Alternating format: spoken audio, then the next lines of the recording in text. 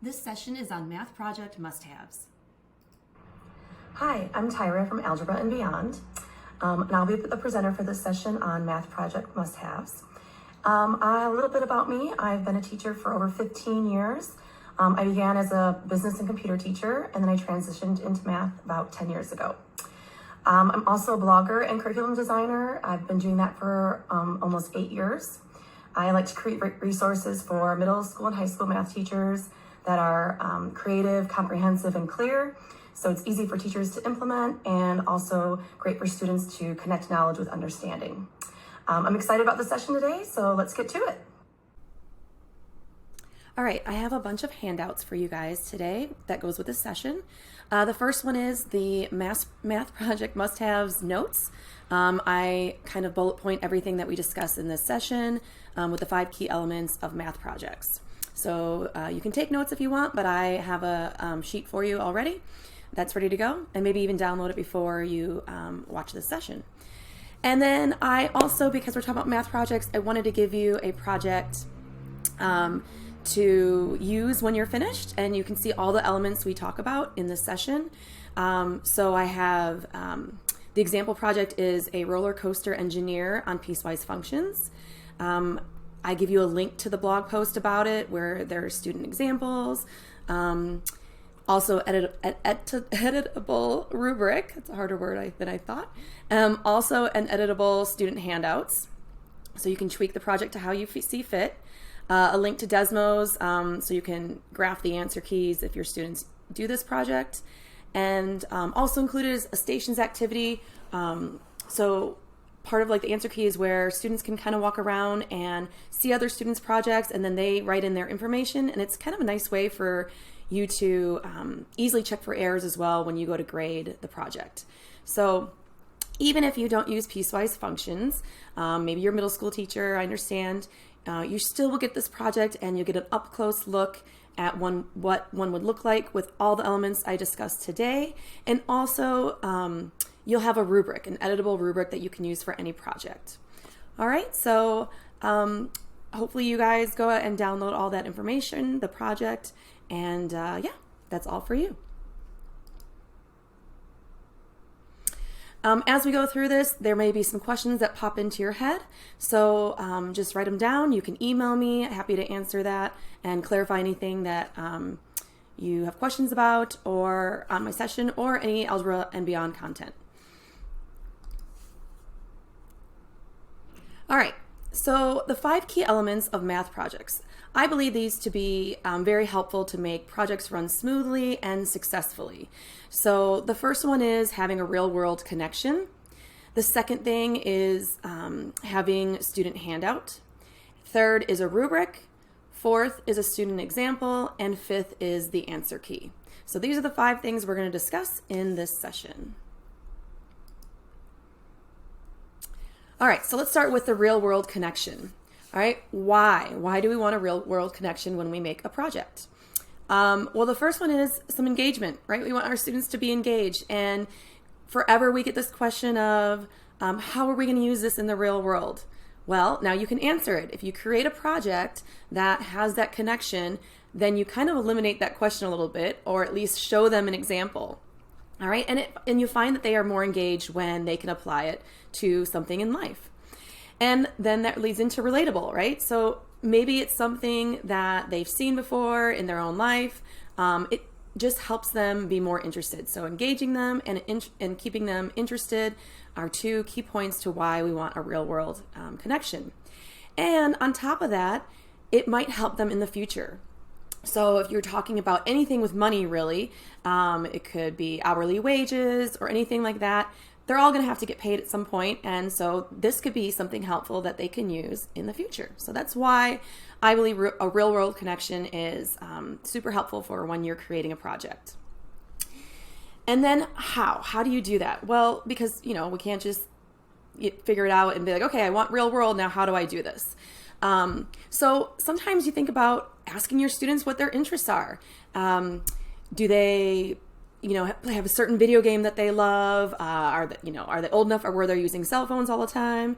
Texting. There's so many real world things that they're doing in their own lives that will definitely keep them, help you decide what they're interested in. So you don't have to kind of just figure it out on your own. Another thing you can think about is nature. With the science, go to the science teacher, say, hey, I want to do this on exponential functions. Help me maybe connect it to the growth rate of bacteria, right? So there's a lot in nature that is math and science correlated. So that's a good place to start as well. Or visuals, walk around your school building, walk around outside. How can you think about different growth rates maybe of plants or trees or anything like that? But sometimes just walking around and looking around or seeing shapes of a parabola, things like that, will help you spark some interest of how you can make, this project. And another tool that I've used, I sometimes will get into a textbook and just start with whatever topic we're on. I'll read the word problems and I'll be like, that's a really cool word problem, but I want to now take it and make it even on a grander scale. So, it could be on quadratics and say, okay, but I want to take that and just dig deeper with it and have the kids do some research on it and then create this whole project. So I've actually created quite a few projects based on word problems and just made them a little more extreme. So there you go, the why and how of real world connections.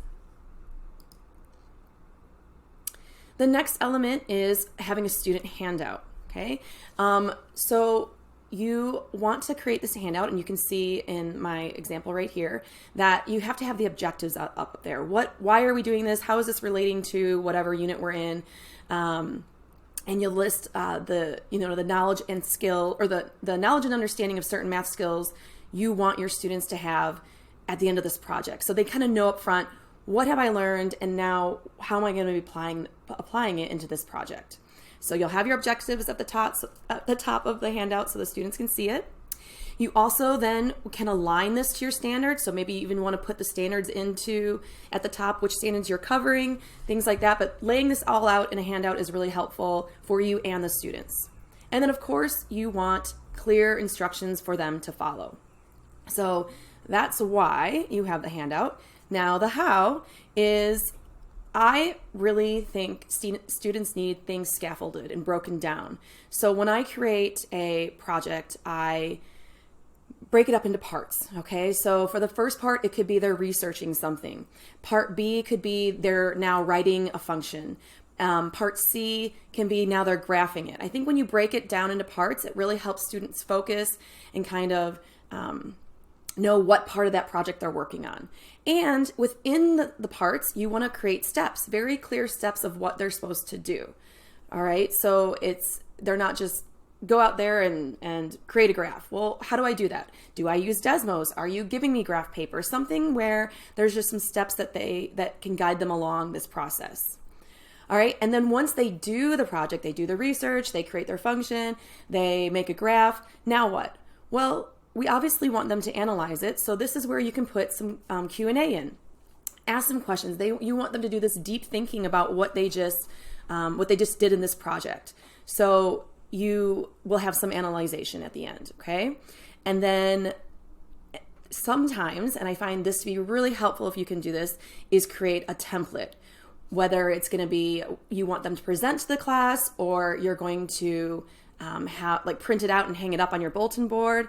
You might want to give them a template so there's some consistency, so the students can have a guideline of what things should look like to turn in. Okay, you don't have to, but I find that when you give the students a template, especially if it's middle school, I think they need a little more guidance. Maybe you want a little more freedom for high school and let them be more creative. It's really up to you. I like using templates, at least some kind of foundation, and I think the students really appreciate that as well, just a place to start. So an example would be Google Slides, okay? Sometimes I take Google Slides, or I'll make the template in PowerPoint or Google Slides, whatever you're comfortable with, and I will make each page of whatever I want for the presentation. Then I save each slide as a JPEG. And you can either, I think it's just export as JPEG. Then when I go into Google Slides, because Google Slides is an easy way to distribute it to your students, I will put each slide as a background, okay? Especially if I don't want them to mess with fonts and things like that. Boxes move out of places or things get moved around. Sometimes I want the background as a certain template so it looks a certain way. Then once I get my background in to each slide, I can put overlay text boxes where they can then type in the information. Okay, so this is an example of one where you can see I have where they can insert pictures and then they type the name of what they purchased and the price. And then even here it says type here, so they can type in their answer. Here the product type, and then they would have their name. You don't have to make it this specific and clear, but it just depends on the age level of your students and what you think they need. There's other projects where you want, like I said, in high school, maybe a lot more freedom of creativity. They're very Google slide savvy. Whatever works for you.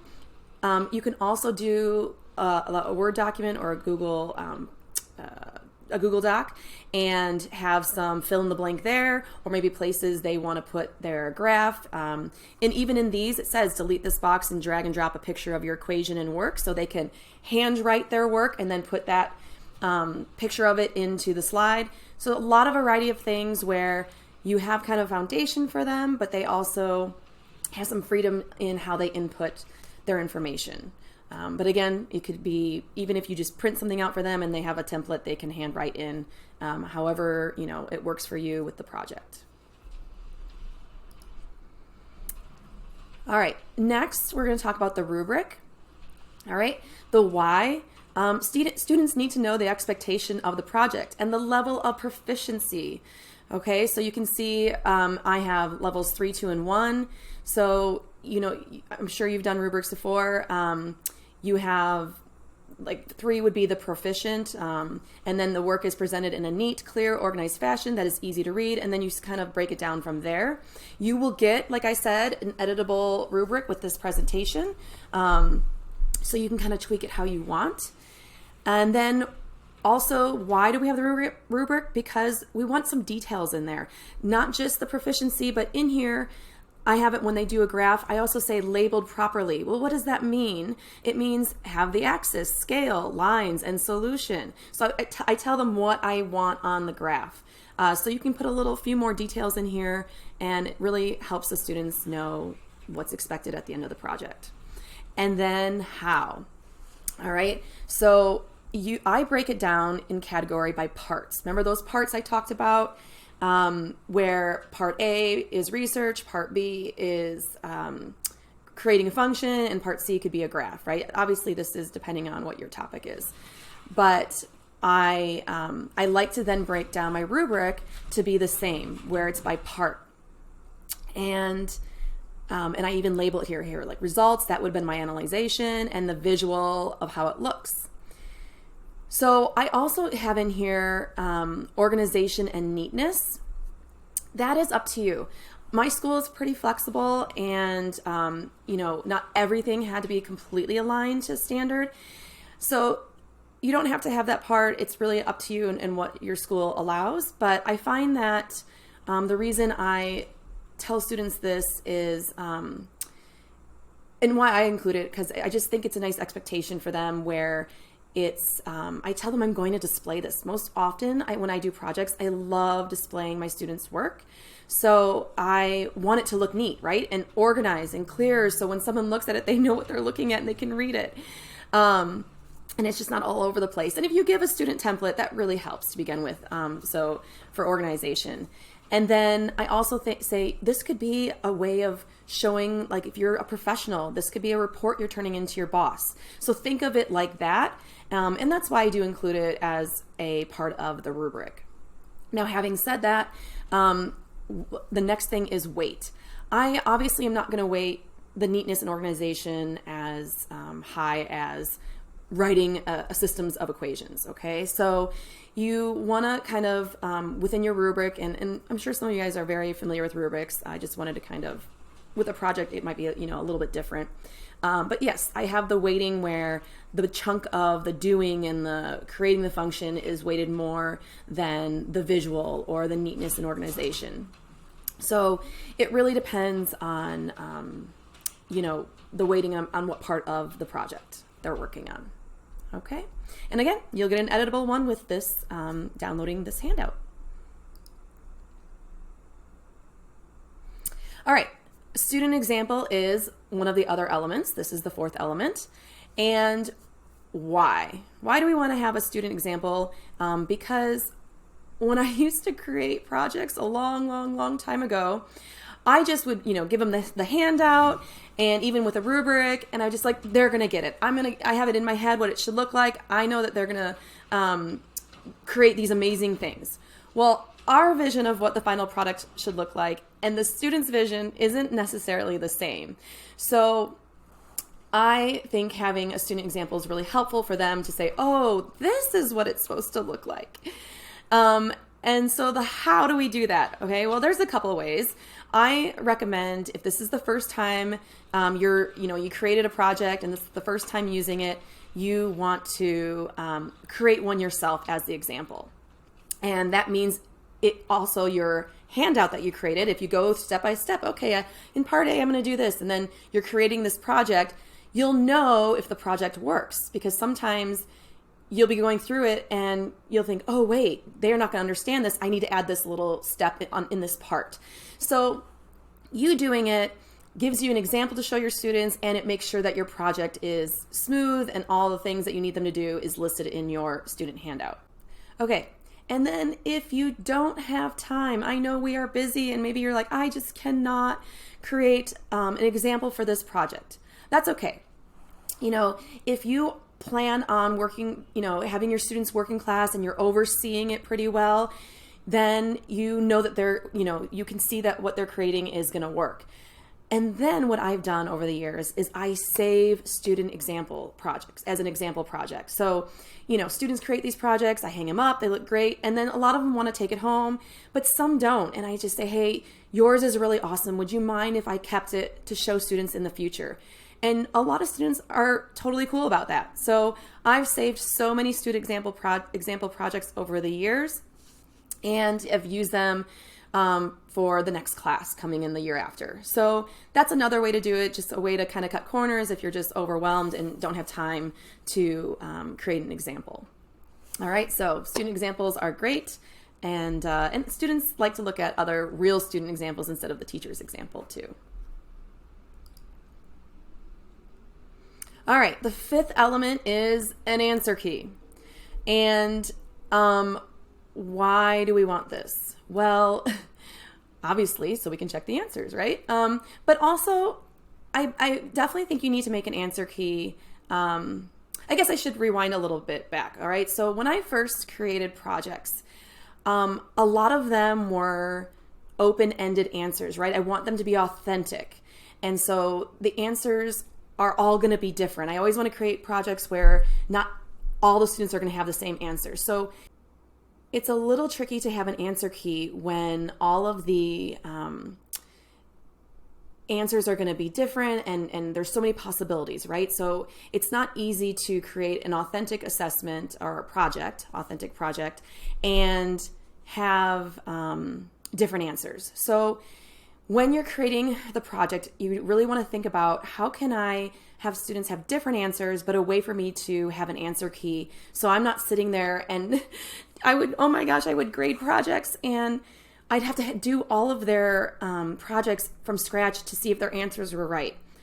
And I would just dread it. I'd be so excited about this project, and then I would just dread grading them because it would take forever. So I got wise and I started thinking kind of ways where I can have open, authentic assessments, open-ended, answers and authentic assessments, but also have an answer key. So you definitely want to take care of the answer key and create some kind of answer key before the students start the project. And the reason I recommend that is you can then check the student's project as they're going through it. So students are going to come up and ask questions. Is this right? Is this right? And when I have my answer key, I can check it while they're going through it and say, oh, you know what? Something's a little off here. And it's nice quick check for them so they know if they're on the right track or if they're not. The worst thing that you don't want students to do is, if you don't have an answer key, you think that they're on the right track, but if they make one mistake and it causes all of their answers to be incorrect, it's so heartbreaking when you go to grade it. So, having that answer key prior to them beginning the project really helps both them and you. All right. And then obviously having an answer key makes things easy to grade, right? You have an answer key, much easier to grade. And it makes it faster. Remember I said it took me forever to grade projects, and I'd tell the kids, oh, I'll get it to you in a week. It's just so much to grade. So like I said, I got wise over the years and was able to make answer keys to help make this more efficient process. All right, now how do you do that? All right, I have some different methods that work well. The first one is anytime you can do a spreadsheet for answers, and you can see in my little video down there of how I've used spreadsheets. I have the information already like programmed with a formula. And then once I get one student's project, I enter in their information. So like this one says hourly, I put in their hourly rate. I have the table already. It calculates the formula. It calculates the graph. So I can see their answers and see if it matches what my spreadsheet says. So that's if you can do that, it still gives, for any of these, they're going to have different information. So this one is on temperature. They're going to have different temperatures, but if you have the formula in there, you just enter their data in and there you go. So they're not going to have necessarily the same answers as the student next to them, but it gives them a way to check to make sure their information is right. And then, like I said, you can also do graphs and this is all in Google Sheets. So you can also create graphs in advance, and then you have this answer key for year after year after year, and you can use it for any student's project. So it's really awesome. And you can share it with your other teacher friends so they can use it, and maybe they make one for the next project that you're all using and things like that. So it's really awesome. Another one is, and this is the one I use for the Piecewise project that you'll receive, is I use Desmos. You can easily, I input their Piecewise function in Desmos. If they didn't use it for their project, maybe they hand did it, depending on what you chose for them, the method you chose for them. But then I can take their Piecewise equations, put it in Desmos, and I can see if their roller coaster pieces connected or if they're, oh no, someone's going to fall off. So using Desmos, and Desmos has projects too. Maybe that's a place you'll start with creating one, and then it really helps to check for your answer key. So these are the two methods that I recommend: is spreadsheet, Desmos, some kind of tool that's going to help you create this answer key. All right.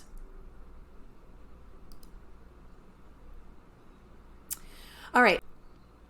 This isn't one of the elements, but many teachers have asked me over the years how long projects may take or how long I give my students, things like that.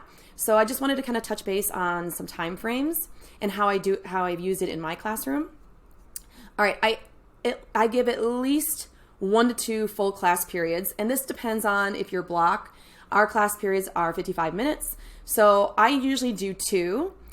The first day, I will cover all the 5 elements we discussed with my students, so everything's very clear, and then try to get them to start working if we have time. And then if we didn't have time, I will give them some time to get started, initially, so I can kind of see how they're doing. Do they get the directions? Are they getting a good start? All right, so definitely at least 1 full day going over and letting them get started. And then a second full day, sometimes it's the next day. Sometimes I wait and do it like the day before it's due, so they have the final touches to their project. But I definitely recommend a full class period. I would say 2 at least, so you're kind of seeing their project. They can ask you questions and whatnot. So it's up to you, but that's kind of my thing is usually 2 full class periods. And then the time period of when I have them do it, I usually give them 2 weeks. So they can work on it in those 2 weeks when they finish something. So if you finish a lesson early, or you gave them homework and they finish it in class, they have extra time, then they can work on their project. Or if they had a quiz and you have extra time after that, then they can work on it right after that. So it's nice it's kind of like for the early finishers, they automatically can work on that project and get it done, especially if they're doing partners. So I use any extra time, if we have it, in class, they can work on it. And if for some reason those 2 weeks there wasn't a lot of extra time, then I give I can give them another full class period to work on it and whatnot. So I try to, within those 2 weeks, find extra time where shorter lessons or shorter quizzes, and then they have, maybe half a class period to work on it. And then where are those 2 weeks within the unit? So sometimes I'll assign it mid-unit and then I'll use it as a summative assessment. Sometimes I'll assign it after a unit. If it's a really complex unit and I want them to have a test, like a summative test, then I will assign it afterwards. And so they'll be working on the project while we're doing another unit, but it's kind of great because then I'm using it as a spiral review. So it's up to you. Mid-unit, use it as a summative assessment, or once you finish the unit, assign it for 2 weeks and it's like a spiral review. So really up to how you want to fit it into your curriculum and your units. All right. Thank you so much for watching this session. I hope you're excited to apply some of my ideas to your math projects. Don't forget to download those handouts with the notes from my session with the project must-haves, all the 5 elements, and the project, of course. So like I said, even if you don't teach piecewise, use it as a template and do what you want with it and just kind of see how I've done my projects. And yeah, I'm glad I got to share my ideas about projects. And if you're looking for more ideas, you can always visit my website where I talk about a lot of the projects that I've used in my classroom. All right, I hope you have a great day.